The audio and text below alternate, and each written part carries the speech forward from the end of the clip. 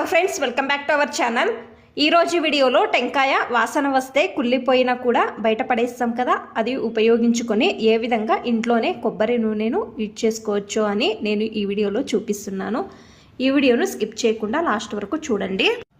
నేను ఇక్కడ టెంకాయలను తీసుకున్నాను.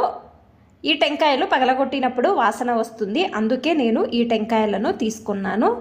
తర్వాత ఈ టెంకాయలను కుక్కర్లో తీసుకుంటున్నాను. ఇందులో నీళ్లు వేస్తున్నాను.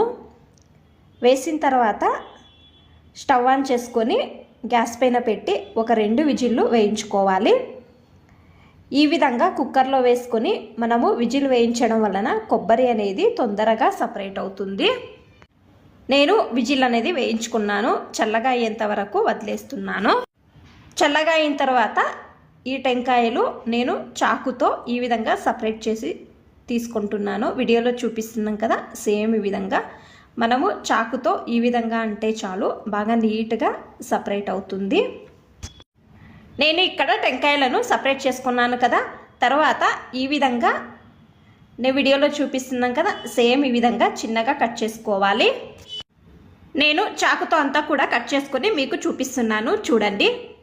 తర్వాత ఇక్కడ ఒక మిక్సీ జార్ తీసుకొని ఇందులో వేస్తున్నాను.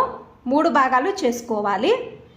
నేను మిక్సీ జార్లో కొద్దిగా నీళ్లు వేసుకొని గ్రైండ్ చేసుకున్నాను, చూడండి ఈ విధంగా. తర్వాత ఇది పాలను సపరేట్ చేసుకోవాలి. నేను ఇక్కడ ఒక బౌల్ తీసుకున్నాను. దానిపైన ఒక క్లాత్ వేసి మనము రుబ్బిన టెంకాయ పేస్ట్ను ఇందులో వేసుకొని నేను వీడియోలో చూపిస్తున్నాం కదా, సేమ్ ఈ విధంగా ప్రెస్ చేస్తే చాలు, టెంకాయలో ఉండే పాలు అంతా కూడా సపరేట్ అవుతుంది. మీరు బట్టలో వేసుకొని పాలు తీయడం వలన టెంకాయ పొడి అనేది రాదు. చూడండి, నేను అంతా కూడా టెంకాయ పాలను సపరేటు పిండుకున్నాను.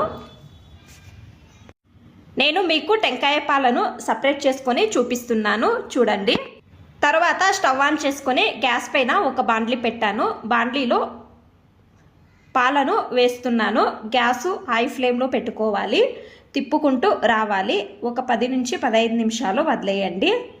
నేను మీకు ఒక 10 నిమిషాలు అయిన తర్వాత చూపిస్తున్నాను. ఆయిల్ అంతా కూడా పైకి వచ్చింది కదా, ఈ టైంలో మీడియం ఫ్లేమ్లో పెట్టుకొని తిప్పాలి. కొంచెం బ్రౌన్ కలర్ అనేది వచ్చింది కదా, తర్వాత మీరు గ్యాస్ అనేది ఆఫ్ చేయండి. చూడండి, ఆయిల్ చూపిస్తున్నాను. ఏమీ కెమికల్ లేకుండా బాగా సులభంగా ఇంట్లోనే చేసుకోవచ్చు.